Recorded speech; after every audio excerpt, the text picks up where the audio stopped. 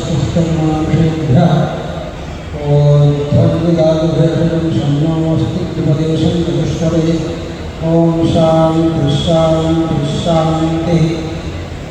श्रीलक्ष्मीरमणं परमं श्रीभाष्यकारं गुरुं श्रीकाञ्ची प्रतिलालिभीकरं श्रीस्वाम्यनन्तं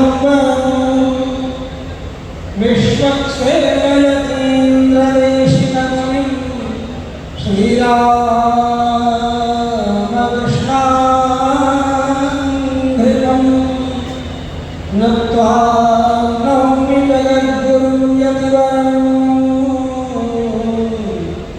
श्रीरामनारायणं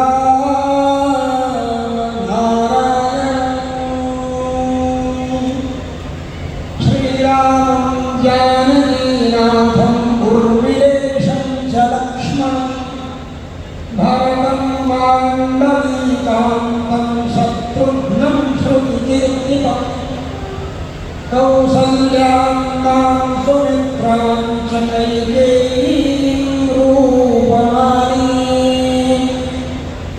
स्त्रीणां मातॄणां नाथं वन्दे दशरथं नृपम् अयोध्यायस्य वैकुण्ठं सरयूविरजानने वासिनो नित्ययोगस्थाः तस्मै रामाय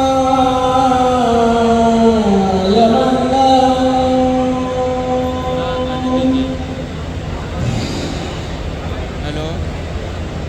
जगद्गुरुरयं धीमां सदानन्दो महामुनिः शङ्करार्यपदारूढः नित्यं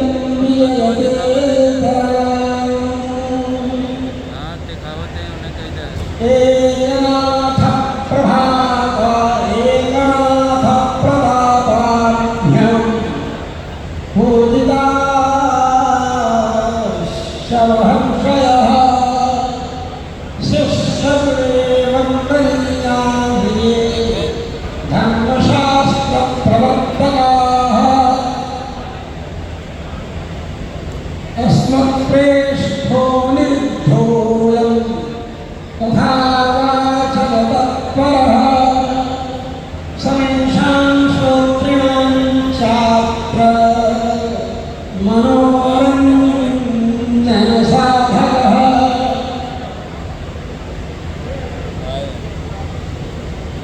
भगवान आदि शंकराचार्य जिन्होंने कश्मीर से लेकर कन्याकुमारी तक, अटक से लेकर कटक तक धर्मपीठों की स्थापना करते हुए धर्म की रक्षा का कार्य भगवान रामानुजाचार्य ने भगवान का बद्रीनाथ भगवान का दर्शन करते हुए कश्मीर में जाकर भगवती शारदा का आशीर्वाद प्राप्त किया। आदि शंकराचार्य एवं आदि रामानुजाचार्य जी के द्वारा पल्लवी पुष्पित हरित यह भारतवर्ष आदि निम्बार्काचार्य, आदि मध्वाचार्य, आदि विश्वस्वामी वल्लभाचार्य, आदि रामानुजाचार्य के द्वारा सुसंस्कृत सुश्रृंगारित सुवासित किया गया राष्ट्र। वे शिवाजी, राणा प्रताप एवं तात्या टोपे, लक्ष्मीबाई जैसे महान राष्ट्र योद्धाओं के माध्यम से समृद्ध किया गया यह राष्ट्र। समृद्धि का मूल क्या? रावण ने कहा था, महर्षि वाल्मीकि के शब्द। जब वाल्मीकि रामायण हम पढ़ते हैं तो हमें रावण की उस समय कही बात स्मरण में आती है, ध्यान में आती है। जब विभीषण जाने लगे, विभीषण सलाह दे रहे कि सीता जी को लौटा दीजिए, लौटा दीजिए, लौटा दीजिए। मेघनाद ने कहा चाचा क्या कर रहे हैं? विभीषण ने कहा कि सचा लभ्य लभ्य, तुम्हारा विपद कर देना चाहिए और जो इस सभा में तुमको लाया है उसका विपद कर देना चाहिए। ये हम लोगों के कहने की सभा है, ये छोकरों की सभा नहीं है जो तू यहाँ बोल रहा है। विभीषण ने डांटा। वैसे तो हकार विभीषण को डांट देते तो रावण सह लेता था, लेकिन उसकी सभा में विभीषण के द्वारा डांट जब पड़ी मेघनाद के ऊपर और मेघनाद भी भगवान बोलने लगा तो रावण कुछ नहीं बोला, उल्टे मेघनाद का ही पक्ष लेकर रावण ने विभीषण को उठपटांग बोलना शुरू किया। विभीषण जी ने कहा ठीक, आप सुखी रहो, मैं जाऊं, सुखी भव बया मेरे मन सुखी रहो। और विभीषण चला, असत ही चला विभीषण जब ही आयु दीन भय सब तब। इसकी शरण में भगवान राम की शरण में तो रावण ने उस समय क्या कहा? रावण ने उस समय कहा था उपमा दी थी। क्या उपमा दी थी? कि जैसे ब्राह्मण के अंदर तपस्या रहेगी ही रहेगी, जैसे स्त्रियों में चंचलता रहेगी ही रहेगी, विद्यते स्त्री का विद्यते ज्ञान को है, जात बिरादरी से डर रहेगा ही रहेगा, पटीदार से डर रहेगा ही रहेगा। ये मेरा पटीदार है विभीषण, इसलिए इससे भय तो हमें रहेगा ही रहेगा। विद्यते दोष संपन्न विद्यते ब्राह्मणे तपः, जहाँ गाय रहेगी वहाँ संपन्नता रहेगी, समृद्धि। ये रावण कह रहा है। कौन कह रहा है? प्रताप सरनाई और एक नाम। कौन कह रहा है? कौन कह रहा है? ध्यान नहीं। किससे कह रहा है? ध्यान नहीं। क्या कह रहा है? ध्यान नहीं। रावण कह रहा है विद्यते घोष संबंधम, जहाँ गाय रहेंगी वहाँ समृद्धि रहेगी, संपन्नता रहेगी। ये कौन कहता है? ये रावण। रावण ये कहा कि जहाँ गाय रहेगी वहाँ संपन्नता रहेगी, समृद्धि रहेगी। लेकिन रावण ने गायों का संवर्धन और गायों की पूजा पर ध्यान नहीं दिया। तो विभीषण ने सोचा गायों की पूजा, गायों की सेवा करने वाले राजा दिलीप के खानदान में रघु की वंश परंपरा में उत्पन्न होने वाले राघव की शरण में जाऊंगा। और विभीषण राम जी की शरण में आ गए और लंका पत्र में रावण का नाश होने लगा। लंका का ईश्वर लोगों ने प्राप्त। और उसी प्रकार से यहाँ समाचार मिला, खुशखबरी मिली। एक नाथ शिंदे जी ने आकर हमें खुशखबरी सुनाई। हमारे मुख्यमंत्री जिन्होंने संघर्ष करके गाय के लिए ऐसा सूत्र बंद कर दिया, ऐसा संविधान, ऐसा अध्यादेश, ऐसा प्रस्ताव उन्होंने कह दिया, मंत्रिमंडल से समर्थन भी हो गया कि गौ माता हमारी माता, राष्ट्र माता, उस राष्ट्र माता का राष्ट्रीय प्रांत महाराष्ट्र में सर्वप्रथम राष्ट्र माता के रूप में अभिषेक और उसका पूजन। मैं चाहूंगा कि हमारे गौ माता को राष्ट्र माता के रूप में घोषित करते हुए महाराष्ट्र में सर्वप्रथम उस पर अमल करने का मैं ये कहूँगा, ये गायों के कत्ल करने का लाइसेंस कौन देता है? ये स्लैब बड़े चल रहे हैं, इन स्लैब्स का लाइसेंस कौन देता है? इन गायों का कत्लेआम जिस लागत में कत्ल खानों में होता है, उन कत्ल खानों का लाइसेंस कौन देता है? उनका लाइसेंस हमारी सरकार देती है। मैं कहूँगा कि दिल्ली की सरकार और प्रांत की सरकार हमारे एकनाथ शिंदे आज के बाद किसी भी कत्ल खाने को नहीं देंगे लाइसेंस।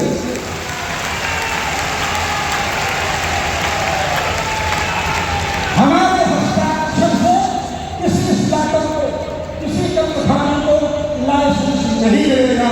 इस तरह या एक लिंग की उपासना करने वाले महाराणा प्रताप के नाम से प्रताप समुदाय के दाहिनी तरफ बैठ करके उनको समर्थ करने वाले एक नाम को करना होगा कि मैं किसी भी स्टार्टअप को लाइसेंस नहीं देने वाला। बिल्कुल हमारे केंद्र का हमारे मुख्यमंत्री के हाथ में तो अपने मुख से कुछ घोषणा करने वाले हैं, कुछ बोल रहे हैं, उनके बाद सब लोगों को सुनाई पड़े।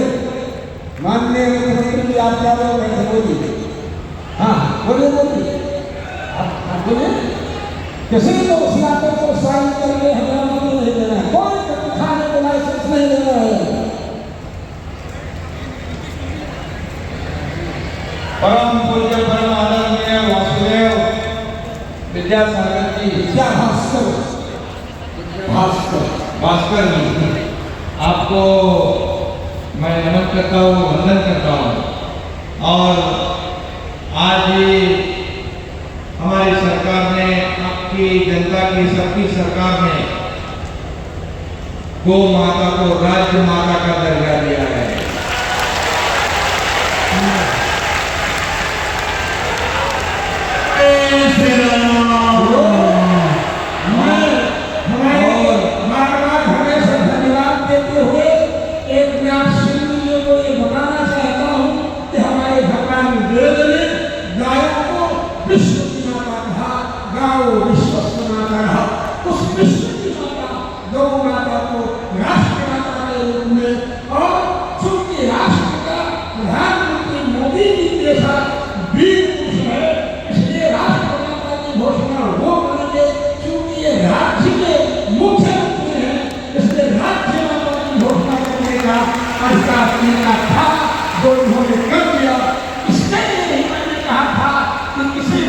खाने को लाइसेंस नहीं दिया जाएगा।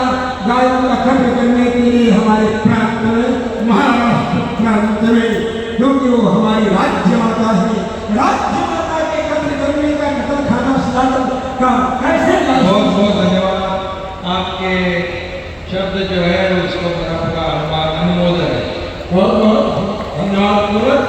आपके का होने से साधुवाद करते हैं। जब गाय राज्य माता ही नहीं, राष्ट्र माता, विश्व माता, भगवान वेद कहते हैं विश्व की वो गाय है। गाय के अंग में देवताओं का निवास है।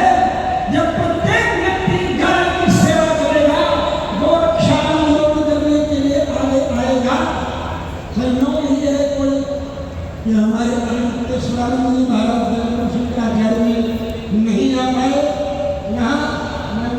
याद कर रहा था, मैं तो सोच रहा था गोविंद जी के वक्तव्य प्रारंभ होने के समय पूज्य द्वारका शारदा पीठाधीश्वर जगतगुरु शंकराचार्य शिवानंद जी महाराज जी बिहारे, तो मेरे वक्तव्य प्रारंभ करते समय हनुमतेश्वरानंद जी महाराज संयोग से आ जाएंगे, ऐसा मैं चिंतन कर रहा था। अभी अभी ध्यान गोरक्षा गोध्वत यात्रा निकाली उन्होंने, मैंने उस यात्रा का स्वागत किया, सम्मान किया। हमारे भी है बहुत से पक्षों पर, बहुत से विषयों पर, लेकिन गाय के विषय में, गाय के विरुद्ध पर भारतवर्ष में जन्म लेने वाले किसी भी हिंदू का कभी भी मतभेद हो ही नहीं सकता। गाय सब माता है। इसलिए मुझे प्रसन्नता अभी क्या हुआ हमको, प्रकाश सरनायक जी ने अपने मुख्यमंत्री एकनाथ शिंदे जी की बात हमको बताई कि ये प्रत्येक गौशालाओं की प्रत्येक गायों को प्रतिदिन 50-50 रुपए ग्रांट दिया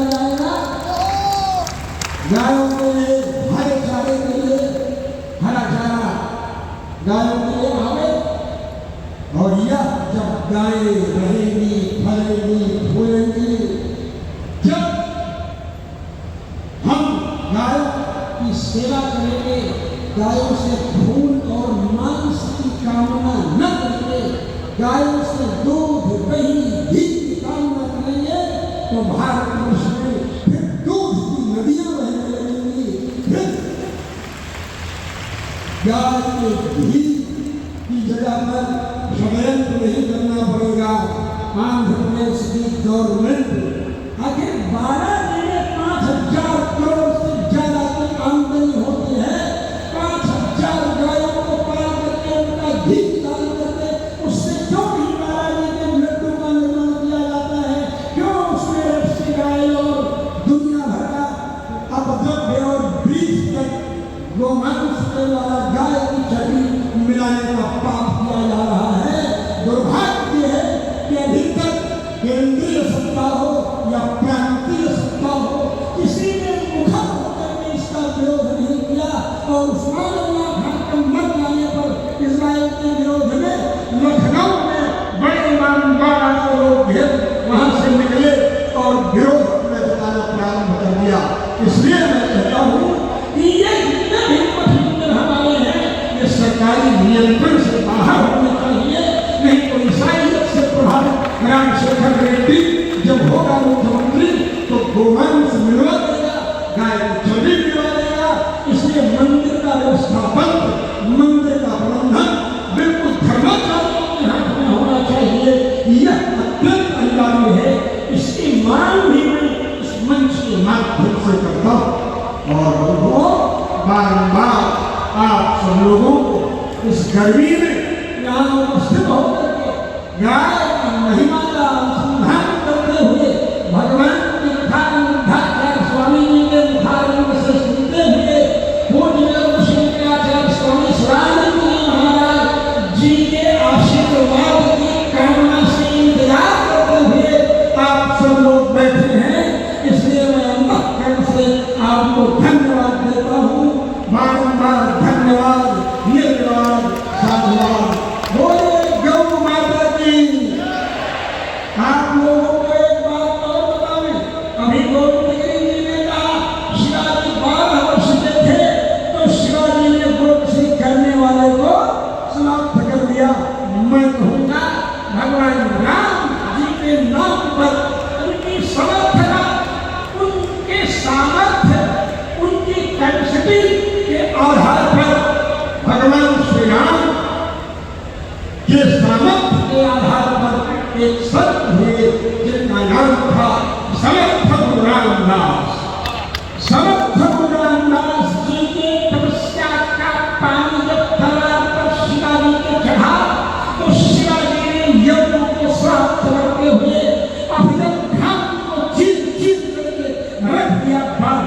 तो जो 12 वर्ष के उम्र में गोपसी करने वाले को बचपन में ही ठोक दिया, अब जब घाम को दबा दिया। और 12 वर्ष के जब भगवान रामचंद्र जी थे तो उन्होंने मारीच को मारा, बाण समुद्र के उस पार गया, सुराहो को मार दिया और सूर्यपणखा को खल्लास कर दिया, समाप्त कर दिया। आप सब लोगों को ये 12 वर्ष के शैशव काल और जवानी के संधि का समय, छुट्टी न शिशुता की झलको यौवन अंग के रूप में। तो पुनः इस मंच को और मंच के सामने बैठे हुए समस्त भारतीय बंधुओं को, समस्त हिंदू निर्मांस को, हिंदू पदशाही की स्थापना करने वाले पूज्य छत्र शिवाजी महाराज जी के जय जयकार के साथ धन्यवाद दूंगा। बोलिए श्री राघवेंद्र सरकार की, श्री सिद्धिविनायक भगवान की, भोलेनाथ भगवान की, श्री शिवाजी महाराज की, श्री समुद्र महाराज की, श्री परशुराम क्षेत्र की, श्री जगत शंकराचार्य की, श्री जगत दुर्गाचार्य की। जय श्री